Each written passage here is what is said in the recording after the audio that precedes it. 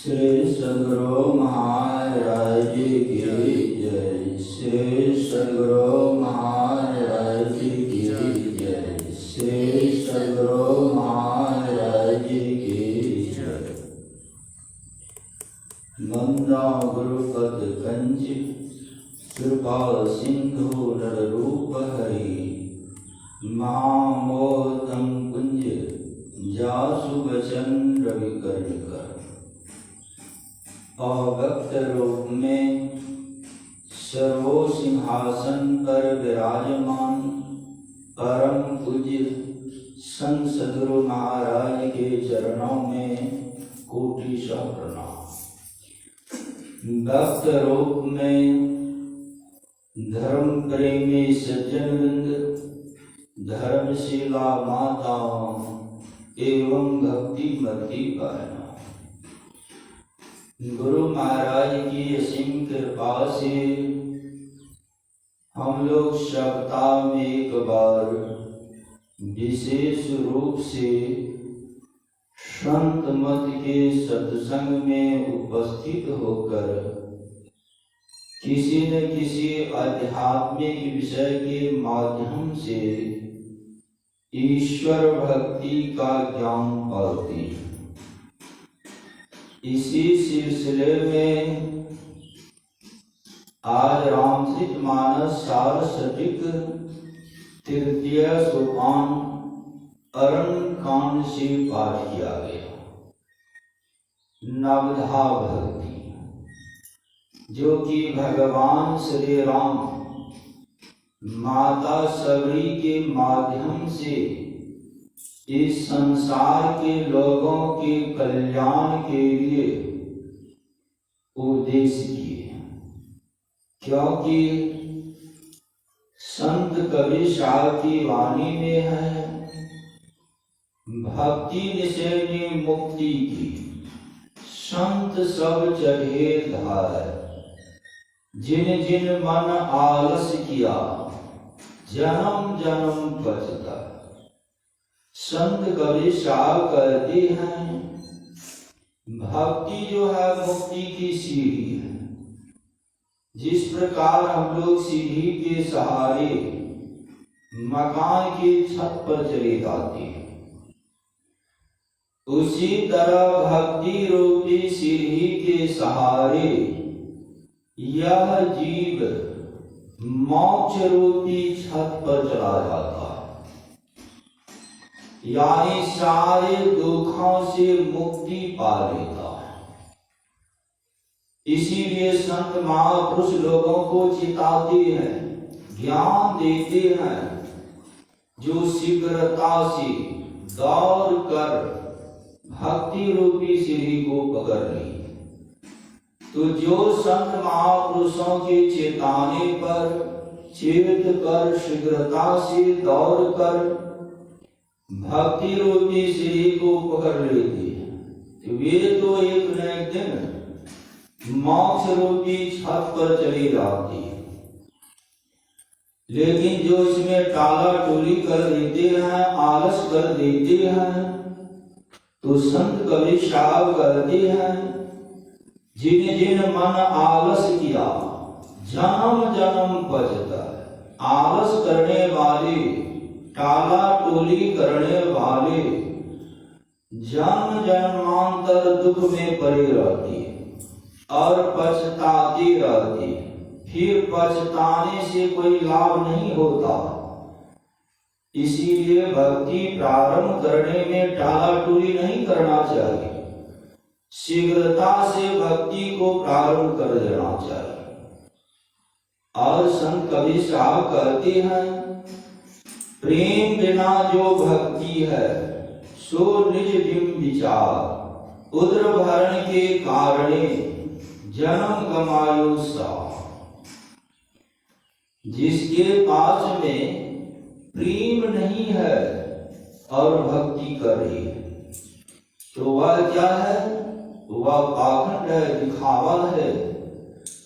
और प्रेम के अभाव में ऐसे मनुष्यों का जो जीवन है मात्र पेट भरने में बीत जाता है। जबकि पेट भरने का काम पशु पक्षी कीड़ा मकोड़ा भी कर लेता है। यदि मनुष्य शरीर पाकर भी उतना ही काम होता है तो मनुष्य में, पशु में, पक्षी में, कीड़ा मकोड़ा में कोई अंतर नहीं। मनुष्य शरीर की यही विशेषता है जिसमें प्रेम पूर्वक भक्ति होनी चाहिए। प्रेम के संबंध में हमारे गुरु महाराज एक प्रसंग कहा करते थे। जो एक राजा था, उस राजा को राजपाट से विरक्ति आ गई, तो राजा अपना राजपाट अपने राजकुमार को सौंप दिया और चला गया जंगल। जंगल जाकर एक इमली वृक्ष के नजदीक बैठकर तपस्या करने लगा। परमात्मा की प्रेरणा से उसे कोई न कोई भोजन पहुंचा देता था। भोजन करके वह तपस्या में लीन रहता था। तो कुछ दिनों के बाद उसी राजा के राज में एक व्यक्ति को अपने घर में झंझट हुआ, विवाद हुआ। तो वह भी मन में विचार किया, जो राजा जंगल में जाकर तपस्या कर रहा है, वहां उसे भोजन भी मिल जाता है, तो कौन इस झंझट में रहे, उलझन में रहे। मैं भी उसी जंगल में जाता हूँ, तपस्या करूंगा, परमात्मा की प्रेरणा से मुझे भी कोई न कोई भोजन पहुंचा देगा और भोजन करके तपस्या में लगा रहूंगा। तो वह व्यक्ति भी उसी जंगल में चला जाता है और एक अंजी वृक्ष के नजदीक बैठकर वह भी तपस्या करने लगा। परमात्मा की प्रेरणा से उसे भी कोई न कोई कुछ पहुंचा देता था। वह भी भोजन करके तपस्या में लगा हुआ था। तो एक दिन नारद बाबा उसी जंगल होकर जा रहे थे। तो जो ही जंगल में प्रवेश किए तो राजा जो इमली वृक्ष के नजदीक बैठकर तपस्या कर रहा था, दौड़ कर आया और नारद बाबा से पूछता है, जो बाबा कहाँ जा रही हैं? तो नारद बाबा कहते हैं, जा रहा हूं विष्णु लोक, भगवान विष्णु का दर्शन पाने के लिए। तो राजा कहा, बाबा मैं भी भगवान का दर्शन पाने के लिए इस इमली वृक्ष के नजदीक बैठकर तपस्या कर रहा हूं। आप मेरा संवाद ले जाइए और भगवान से पूछते आइएगा, जो भगवान मुझे कब दर्शन देंगे। तो नारद बाबा कहते हैं, ठीक है, तुम्हारा संवाद मैं लेते जा रहा हूं, भगवान से पूछते आऊंगा जो भगवान तुम्हें कब दर्शन देंगे। नारद बाबा वहां से आगे बढ़ते हैं। तो वह व्यक्ति जो अंडी वृक्ष के नजदीक बैठकर तपस्या कर रहा था, वह भी दौड़ कर आया, जो बाबा मैं भी भगवान का दर्शन पाने के लिए इस अंडी वृक्ष के नजदीक बैठकर तपस्या कर रहा हूं, मेरा भी आप संवाद देते जाइए और भगवान से पूछते आइएगा जो भगवान मुझे कब दर्शन दे। तो नारद बाबा कहते हैं, ठीक है, तुम्हारा मैं संवाद मैं लेते जा रहा हूं, भगवान से पूछते आऊंगा जो भगवान तुम्हें कब दर्शन दे।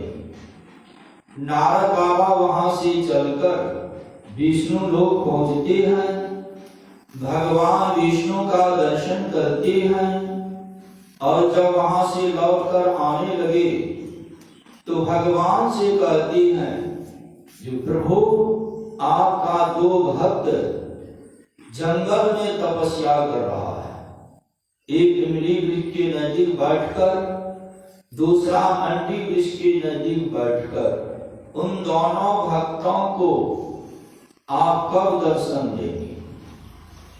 तो भगवान कहते हैं जो इमली वृक्ष के नजदीक बैठकर तपस्या कर रहा है, उस इमली के वृक्ष में जितने पत्ते हैं उतनी दिन जब तपस्या करेगा तब उसे दर्शन देंगे।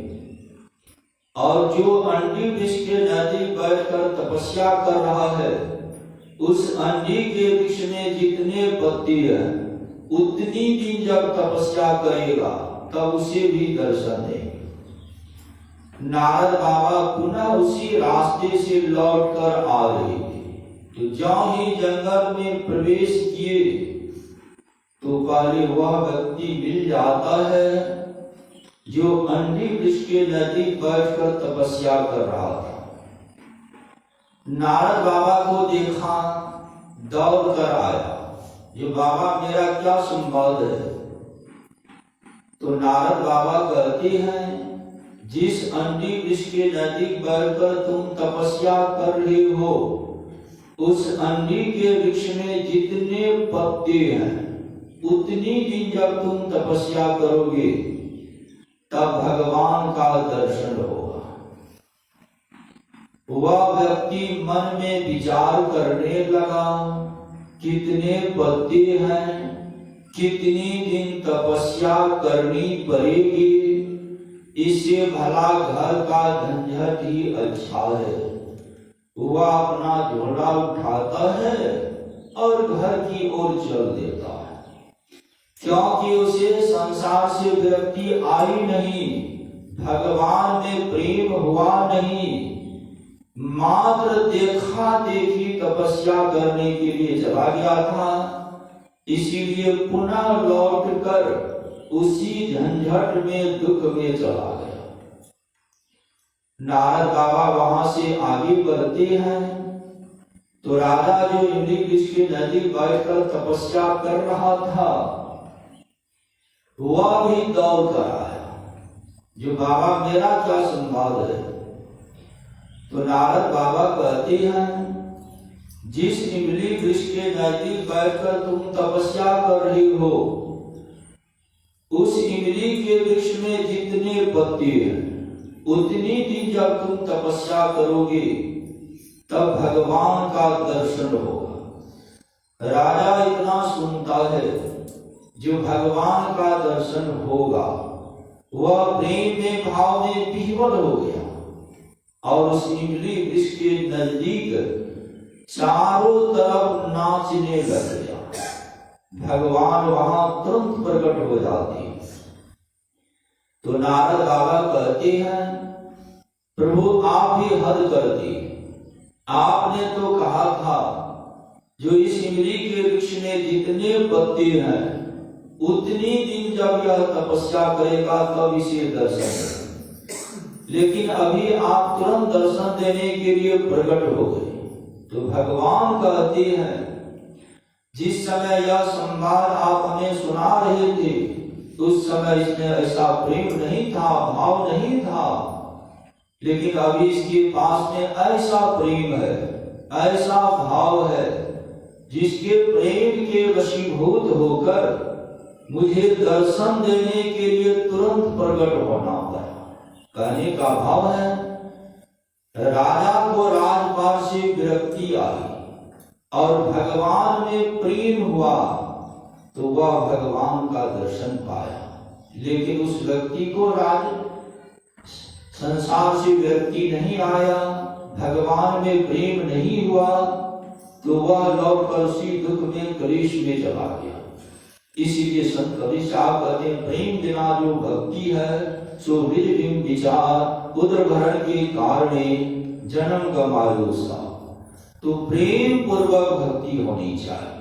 वही माता सबरी जिस जंगल में रहती थी, कहा जाता है उस जंगल में 88,000 ऋषि मुनि तपस्या कर रहे थे, लेकिन भगवान श्री राम 88,000 ऋषि मुनियों की कुटी पर नहीं जाकर माता सबरी की कुटी पर पहुंचते, क्योंकि माता सबरी के पास वैसा प्रेम भाव। भगवान जो होते हैं भाव के भूखे होते हैं, प्रेम के भूखे होते हैं। तो माता सभी के पास में प्रेम और भाव, इसीलिए भगवान श्री राम वहां पहुंचते हैं। और माता सभी भक्ति में पूर्ण थी, उनको भक्ति का उपदेश देने की कोई आवश्यकता नहीं थी। लेकिन भगवान श्री राम यदि उस समय नवधा भक्ति का उपदेश नहीं करते तो आज हम लोगों को यह प्रसंग सुनने को नहीं मिलता। इस संसार के लोगों के कल्याण के लिए ही भगवान श्री राम ने नवधा भक्ति का उपदेश किए, जिसमें भगवान श्री राम का उपदेश है प्रथम भक्ति संतन कर शंका। पहली भक्ति है संत महापुरुषों के सानिध्य में आना। यदि कोई भक्ति कर रहे हैं लेकिन संत महापुरुषों के सानिध्य में नहीं आए, तो उनकी भक्ति प्रारंभ नहीं हुई है। वे जो भक्ति कर रहे हैं वह अंधी भक्ति कर रहे हैं। अंधी भक्ति से कोई लाभ नहीं होता है। परमात्मा कहाँ है कहाँ नहीं है वह ज्ञान नहीं है और भक्ति कर रही है। जिस प्रकार एक बूढ़ी माता जी थी, उस बूढ़ी माता जी की सुई एक गली में खो गई, तो वह बूढ़ी माता जी क्या करती है, जहां पर फौर में भेपर जल रहा था वहां जाकर सुई को खोजने लगे। तुसी होकर एक सज्जन जा रहे थे, पूछते हैं जो माता जी क्या खोज रही हो, तो माता जी कहती है सुई खो गया है वही खोज रही हूं। तो ये सज्जन कहते हैं सुई कहाँ खोई है, तो माता जी कहती है गली में खोई है। तो ये सज्जन कहते हैं यहाँ क्यों खोज रही हो, तो कहने का भाव है परमात्मा है कहीं खोज रहे हैं कहीं। संत कबीर साहब कहते हैं कस्तूरी कुंडल बसे ढूढ़े बन माही, ऐसे घट में दीप है दुनिया जागे ना। जिस प्रकार मृगा की नाभि में कस्तूरी का सुगंध रहता है, और जब वह सुगंध मृगा को लगता है तो मृगा क्या करता है, उस सुगंध को खोजने के लिए जंगल झाड़ में चला जाता है और घास पात को सूंघ कर सुगंध को खोजता है। खोजते खोजते थक जाता है लेकिन सुगंध प्राप्त होता है, क्योंकि सुगंध है उसके नाभि में, लेकिन अज्ञान बस वह जंगल झाड़ घास पात में खोजता है। उसी तरह सबके घर में दीप है दुनिया जागे, सबके अंदर में परमात्मा है, फिर भी अज्ञान बस लोग परमात्मा की खोज बाहर खोजते।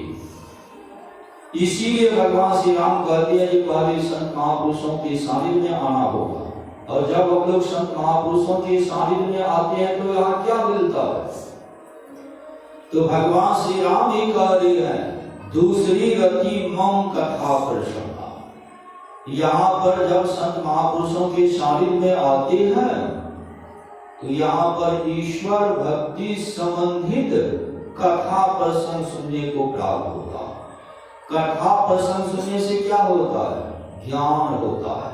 जो परमात्मा का दर्शन जब ही होगा अपने अंदर में, बाहर कहीं नहीं।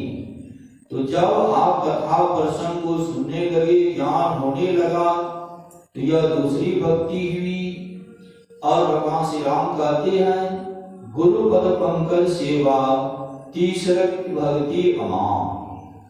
तीसरी भक्ति है संत सदगुरु के चरण शरण में आकर उनका सेवा करके उनसे युक्ति जानना, अमाम होकर मान मर्यादा को त्याग कर। हम लोग गुरु महाराज की वाणी में पाठ करते हैं पाखंड और अहंकार त्यजी, निष्कपट हो और दीन हो, सब कुछ समर्पण कर गुरु की सेवा करनी चाहिए। पाखंड को यानी दिखावा को त्याग कर समर्पण भाव से संत सदगुरु के चरण शरण में आकर उनका सेवा करके उनसे युक्ति जानना। क्योंकि जब तक युक्ति नहीं जानेंगे, रास्ता मालूम नहीं होगा, तब तक आप परमात्मा का दर्शन नहीं कर सकते। इसीलिए संत कबीर साहब भी कहते हैं बिन सतगुरु नर रहत भुलाना, खोजत फिरत राह नहीं जाना। बिना संत सदगुरु के मनुष्य भूले हुए रहते हैं और परमात्मा की खोज बाहर बाहर करती है। खोजते खोजते थक जाते हैं, लेकिन परमात्मा का दर्शन होता है। जिस प्रकार कोई यात्री यात्रा कर रहा है, उसे रास्ता मालूम नहीं है जो कहाँ जाना है, निर्दिष्ट स्थान मालूम नहीं है और यात्रा कर रहा है, तो वह यात्रा करता रहेगा। उनकी यात्रा का कभी भी अंत नहीं हो पाएगा और वे कभी भी निर्दिष्ट स्थान पर नहीं पहुंच पाएंगे। इसीलिए अभी हम लोग गुरु महाराज की वाणी में भी सुने, बिना गुरु की कृपा पाए नहीं जीवन उधारा। बिना संत सदगुरु की कृपा पात्र बने उद्धार होने वाला, कल्याण होने वाला नहीं है। तो कहेंगे क्या संत सदगुरु किसी पर कम और किसी पर विशेष कृपा करते हैं? ऐसी बात नहीं है। संत महापुरुष सब पर समान रूप से कृपा करते हैं। जिस प्रकार सब जगह समान रूप से बारिश होने पर भी जल का जमाव वही होता है जहां की जमीन गहरी रहती है, उसी तरह संत महापुरुष सब पर समान रूप से ज्ञान की वर्षा करते हैं। लेकिन यह ज्ञान रूपी जल उन्हीं के अंदर में जाकर जमा होता है जो गहराई में जाती है। यानी संत महापुरुषों से युक्ति जानकर जो अंतर साधना करके गहराई में जाती है, उन पर जो है संत महापुरुषों का विशेष कृपा जमा हो जाता है और उन्हीं का कल्याण होता है, उद्धार होता है। तो जब आप संत सदगुरु के चरण शरण में आ गए, युक्ति जान लिए, तो यह हुई तीसरी भक्ति। और भगवान श्री राम कहते हैं चौथी भक्ति मम गुणगन करहि कपट तजी गाँव। चौथी भक्ति है परमात्मा का गुणगान करना, क्योंकि परमात्मा के उपकार से हम लोग उपकृत हैं। इसीलिए हम लोग प्रातः काल की स्तुति करते हैं। यह क्या है? यह परमात्मा का गुणगान है। जबकि संसार में भी कोई कुछ उपकार कर देते हैं तो लोग कहते हैं फलाने बाबू हमारे लिए भगवान बन के खड़े हो। जबकि संसार का लोग थोड़ा उपकार करते हैं, लेकिन परमात्मा का कितना उपकार है। परमात्मा के उपकार के बिना हम लोग एक सेकंड भी नहीं रह सकते। इसीलिए नित्य हम लोग परमात्मा की स्तुति करते हैं, गुणगान करते हैं। यह परमात्मा का गुणगान करना जो है यह चौथी भक्ति है। और भगवान श्री राम कहते हैं मंत्र जाप मंत्र विश्वासा पंचम भजन सुवेद प्रकाश। पांचवी भक्ति है संत सदगुरु के चरण शरण में आकर जो आप युक्ति जाने हैं, दीक्षा ग्रहण किए हैं, तो संत सदगुरु जो आपको मंत्र बतलाए, उस मंत्र पर दृढ़ विश्वास रखकर उसका जाप करना, स्मरण करना। यानी मंत्र के द्वारा हम लोग अपने को पुकारते हैं, बुलाते हैं, आवाहन करते हैं। तो जो श्रद्धा से, प्रेम से, विश्वास से अपने इष्ट को पुकारते हैं, बुलाते हैं, आवाहन करते हैं, तो उनकी पुकार को सुनकर उनका इष्ट उनके मानस पटल पर उपस्थित होते हैं। तब हम लोग उनका मानस ध्यान करते हैं। जिस प्रकार हम लोग किसी को बुलाते हैं और जब वे हम लोगों के नजदीक आ जाते हैं तब बुलाते नहीं रहते, तब उनसे जो काम होता है वह काम लेते। उसी तरह मंत्र के द्वारा हम लोग अपने इसको पुकारते हैं, बुलाते हैं, आवाहन करते हैं। तो जब आपका इष्ट आपके मानस पटल पर उपस्थित हो जाए तो पुकारना छोड़कर तब उस रूप का मानस ध्यान करना चाहिए। तो यह मानस जप और मानस ध्यान करना जो है यह पांचवी भक्ति है, जो कि वेदों में भी प्रकाशित है, वेदों में भी लिखा हुआ है। और भगवान श्री राम कहते हैं छठ दमशील वृत्ति बहुकर्मा निरंतर सज्जन धर्म। छठी भक्ति है इंद्रिय निग्रह करना। परमात्मा ने हम लोगों की जो इंद्रियां है इसे बहिर्मुखी बनाया, यह सदा बाहर संसार के विषय की ओर ही दौड़ लगाती है, लेकिन इंद्रियां तभी दौड़ लगाती है जब इंद्रियों के घाट पर चेतन लगा हुआ है। चेतन के सहारे ही हमारी सारी इंद्रियां सारी विषयों की ओर दौड़ लगाती है। संत महापुरुष कहते हैं आप चेतन को स्मरण लीजिए तो आपकी इंद्रियां संसार की विषय की ओर नहीं दौड़े। इसी के लिए संत मत में दृष्टि साधन यानी बिंदु ध्यान बताया जाता है। गुरु युक्ति से दोनों दृष्टि धारा को गुरु इंगित स्थान पर जहां आपको संत सदगुरु बतलाते हैं वहां दोनों दृष्टि धारा को एकाग्र कीजिए। इससे क्या होगा, जिस प्रकार हम लोग दोनों हाथ से किसी वजनदार वस्तु को उठाते हैं उस समय क्या होता है, पूरे शरीर का बल सिमट कर दोनों हाथ में आ जाता है। उसी तरह जो गुरु युक्ति से दोनों दृष्टि धारा को गुरु इंगित स्थान पर एकाग्र करते हैं तो पूरे शरीर से चेतन सिमट कर सुषुम्ना में आ जाता है। इस शरीर का दो भाग है, आंख से नीचे पिंड, आंख से ऊपर ब्रह्मांड। यह जो मिलन स्थल है इसी को सुषुम्ना कहते हैं, योग हृदय कहते हैं, आज्ञा चक्र कहते हैं।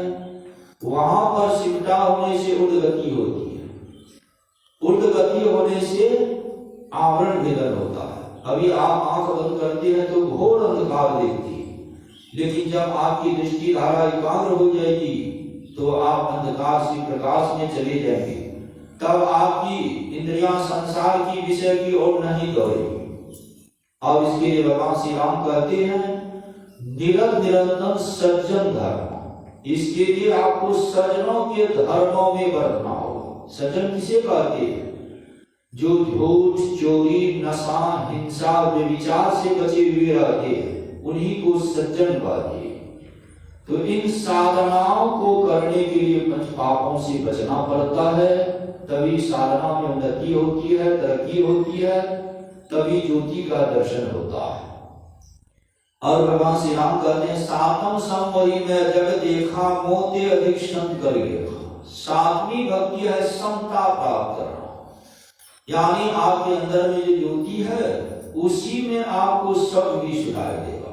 हम लोग बाहर में भी देखते हैं, जब बादल लगता है तो पहले बिजली की चमक दिखाई देती है, फिर मेघ का गर्जन भी सुनाई देता है। उसी तरह जब आपके अंदर में ज्योति जगेगी तो आपको शब्द भी सुनाई देगा।